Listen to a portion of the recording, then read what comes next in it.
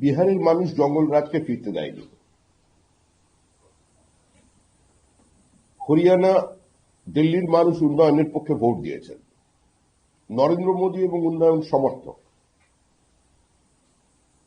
আজকের প্রজন্মের কাছে রাজনীতি অর্থ হল উন্নতি। তারা আন্তর্জাতিক মানে বাঁচতে চায়, মেধার উপর ভিত্তি করে নির্দিষ্ট কর্মসংস্থান চায়। যারা স্টার্টআপে আসতে চাইছেন তারা বিনিয়োগের উপযুক্ত পরিবেশ চায়।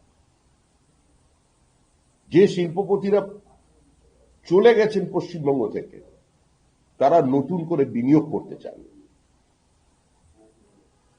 বিহারের মানুষ যখন জঙ্গলরাজকে আসতে দেয়নি, তাই 2026-এ পশ্চিমবঙ্গের মানুষ মহা জঙ্গলরাজ থেকে মুক্তি পাবে। আর তারই সূচনা হিসেবে পৃথিবীর জনপ্রিয়তম রাজনৈতিক ব্যক্তিত্ব ভারতের প্রধানমন্ত্রী শ্রী নরেন্দ্র দামোদর দাস মোদী আগামীকাল নদিয়ার গয়েশপুরে নেতাজি পার্কে সকাল 10টার সময় এক বিশাল জনসভায় বক্তব্য রাখবেন। আমরা মানুষের কাছে একটু জানাতে চাইছি যে দীর্ঘদিন ধরে পশ্চিমবঙ্গের যে ভোট সংস্কৃতি, যে রাজনৈতিক সংস্কৃতি তৈরি হয়েছে, যেখানে মানুষ কার্যত নিজের সমস্ত অধিকারকে বাজেয়াপ্ত হতে দেখেছে, সংবাদ মাধ্যম থেকে শুরু করে জুডিশিয়ারি পর্যন্ত আক্রান্ত হচ্ছে। প্রকাশ্যে সংসদে বলা হচ্ছে যে সারা ভারতবর্ষের সংবাদ মাধ্যম বিক্রি হয়ে গিয়েছে।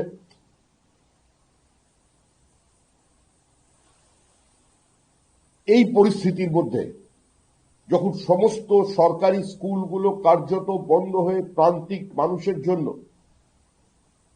শিক্ষার অধিকারটুকু পর্যন্ত কেড়ে নেবার ব্যবস্থা হচ্ছে, ঠিক এই মুহূর্তে পশ্চিমবঙ্গের মানুষও মনস্থির করেছেন তারা তৃণমূল সরকারকে বিসর্জন দেবে। তৃণমূল কার্যত একটা অভিশাপ হয়ে পশ্চিমবঙ্গের বুকের উপর চেপে বসেছে। 2011 সালে মানুষ জানতেন যে মমতা বন্দ্যোপাধ্যায় যে প্রতিশ্রুতিগুলো মানুষের কাছে দিচ্ছেন, এই প্রতিশ্রুতি বাস্তবায়িত করা এই সরকারের পক্ষে সম্ভব নয়। কিন্তু তারপরেও তারা ভোট দিয়েছিলেন, কারণ ইস্যু ছিল একটাই, রেস্টোরেশন অফ ডেমোক্রেসি, গণতন্ত্রের পুনঃপ্রতিষ্ঠা। মানুষ কথা বলতে চায়, নিজের মতো করে প্রতিবাদ করতে চায়, রাজনৈতিক মতামত প্রকাশ করতে চায়, সরকারের নীতি সিদ্ধান্তের প্রকাশের সমালোচনা করতে চায়। এই অধিকারটুকু একটা গণতান্ত্রিক ব্যবস্থায়, যে কোনো গণতান্ত্রিক রাষ্ট্রের প্রাথমিক শর্ত। কিন্তু দুর্ভাগ্যবশত গণতন্ত্রের পুনঃপ্রতিষ্ঠার প্রতিশ্রুতি দিয়ে যে মমতা বন্দ্যোপাধ্যায়ের নেতৃত্বে পশ্চিমবঙ্গের তথাকথিত পালাবদল হয়েছিল এবং তৃতীয়বারের জন্য ক্ষমতায় এসেছিলেন মুখ্যমন্ত্রী, নিজেদের সামান্যতম সংশোধিত করবার পরিবর্তে এই সরকার যে আগ্রাসনকে বেছে নিয়েছে, যেভাবে সমস্ত গণতান্ত্রিক ব্যবস্থাগুলোকে, গণতান্ত্রিক প্রতিষ্ঠানগুলোকে ধ্বংস করেছে, বিভিন্ন জায়গায় নির্বাচনকে প্রহসনে পরিণত করে তারা ক্ষান্ত হয়নি। ছাত্র সংসদ নির্বাচন বন্ধ করে দিয়েছে, সমবায় নির্বাচন বন্ধ করে দিয়েছে, মানুষকে রক্তাক্ত ক্ষতবিক্ষত করেছে, একের পর এক রাজনৈতিক খুন সংঘর্ষ তৈরি হয়েছে এবং সর্বোপরি যে ঘৃণ্য বিভাজনের রাজনীতি তৃণমূল কংগ্রেস নিয়ে এসেছে, আর যার ফলস্বরূপ আজকে বাবরি মসজিদ তৈরির পরিকল্পনা হচ্ছে মুর্শিদাবাদ জেলায়। যে মুর্শিদাবাদ জেলায়